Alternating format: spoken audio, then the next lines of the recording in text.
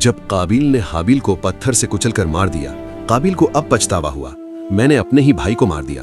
मैं शैतान के बहकावे में आ गया और अपने भाई का कत्ल कर दिया।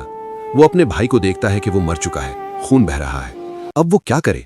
उसे ऐसे ही छोड़ दे? काबिल ने हाबिल को अपनी पीठ पर उठा लिया और चलने लगा।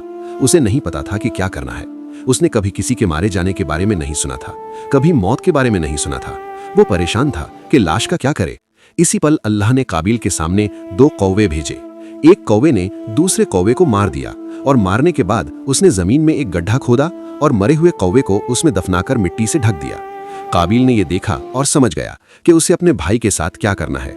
उसने एक गड्ढा खोदा और अपने भाई हाबिल को उसमें दफना दिया और फिर वो दोषियों में शामिल हो गया, लेकिन उसने तौबा नहीं की। इसके बाद काबिल ने क्या किया? काबिल ने अपनी बहन को पकड़ा और आदम अलैहिस्सलाम से दूर भाग गया। वो अपने पिता का सामना करने में बहुत शर्मिंदा था। वो जमीन के समान हिस्से पर जाकर रहने लगा। काबिल मैदानी इलाके में रहने वाला पहला इंसान था। काबिल वापस अपने पिता के पास नहीं गया, लेकिन ये खबर उसके दूसरे भाई बहनों को पता चल गई और ये खबर सबसे पहले उनकी माँ हव्वा अलैहिस्सलाम तक पहुंची। कुछ रिवायतों में आता है कि खुद इब्लीस हव्वा के पास आया और कहा, काबिल ने हाबिल को मार दिया। और उन्होंने पूछा, मार दिया? मारने का क्या मतलब होता है? और हव्वा को नहीं पता था कि मौत क्या होती है। उन्होंने पूछा, तुम्हारा क्या मतलब है? कत्ल किया है, मौत क्या है?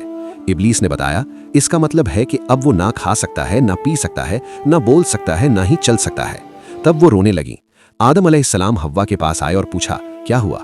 और वो जवाब नहीं दे पाई, बस रोती रहीं। और उन्होंने तीसरी बार पूछा, वो रोती रहीं और जवाब नहीं दिया। आखिरकार आदम अलैहिस्सलाम ने कहा, ये रोना हमारी संतानों की औरतों के हिस्से में आया है। वो मौत के वक्त ज्यादा जज्बाती होंगी और ज्यादा रोएंगी।